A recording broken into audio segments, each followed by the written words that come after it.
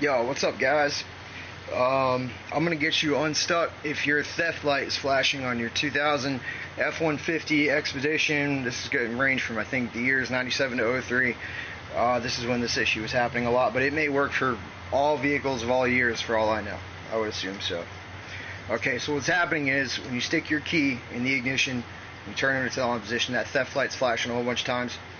Inside of the ignition, there's an anti-theft device that needs to make metal contact with something inside of the ignition that touches it when it gets turned to the on position to let it know there's a key and a chip in there and no one's hot wiring your shit. So what you need to do, and it usually happens in cold weather, I've found it's happened to me 4 times and I've got unstuck by thinking of this. And it's not on the internet anywhere, so hopefully this will help you guys. Take a lighter, okay, a little torch, whatever you got, and heat up the metal portion of this light, this key, 5-10 seconds. Don't touch the black part. Don't go near this black part. There's your chips in there.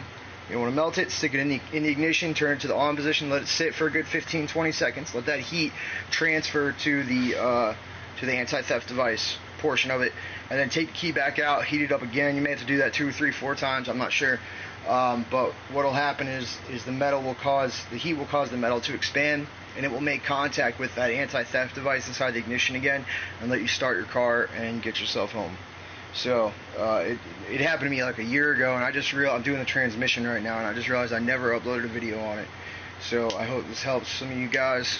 A lot of people have helped me on the internet doing shit like this, so there you go. Don't ever do a transmission, man. It's not that bad. It'll be alright. Peace.